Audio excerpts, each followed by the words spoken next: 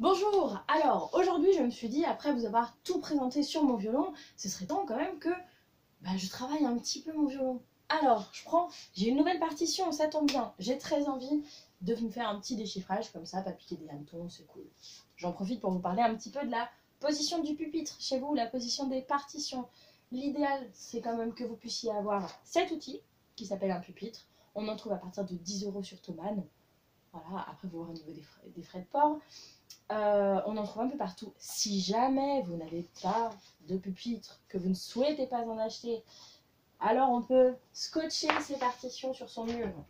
Mais on ne les scotche pas n'importe comment, ou on ne met pas son pupitre n'importe comment.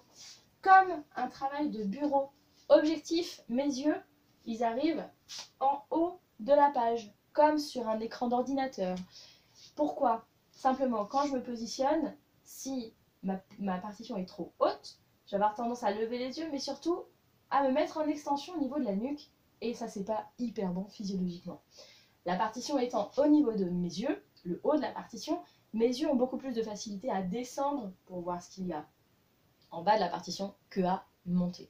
Ça, c'est une première chose. Et si elle est trop basse, je vais avoir tendance à me tenir comme ça, à me voûter au niveau du dos. On n'en parle pas, vous savez. Alors, j'ai cette nouvelle partition. Mais du coup, c'est un déchiffrage en fait. Qu'est-ce qu'on fait quand on a un déchiffrage?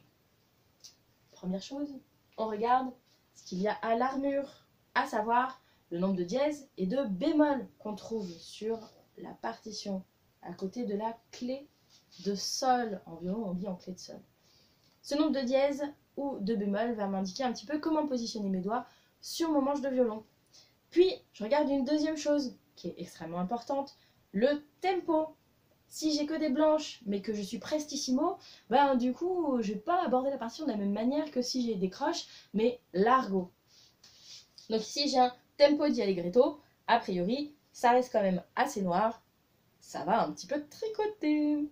Troisième chose, je fais une petite photographie de la partition. Du coup, qu'est-ce que je remarque dans cette partition de manière générale? Déjà, on est en ternaire, ici c'est marqué 6-8. On peut être à 2-4, 3-4, 4-4, avoir un C et on sera en binaire. Ici on est en ternaire. Et puis je vois, du coup il y a des petites choses comme ça que je peux remarquer au niveau de mon archet, où je me dis, il va falloir mettre autant de notes dans un archet. En plus ici elles sont piquées et ici elles sont lourées. Voilà, donc ça va tricoter un petit peu aussi au niveau de mon bras droit. Si je regarde la deuxième partie, cette fois on est allegro, on est à C, ce qui veut dire en 4-4, donc c'est binaire, ça va. Là du coup, je me sens un peu plus tranquille. En revanche, du coup, quand même chose remarquable, j'ai que des 4 doubles. Donc là aussi, ça va vraiment aller vite. Donc un déchiffrage, on regarde 3 choses principalement.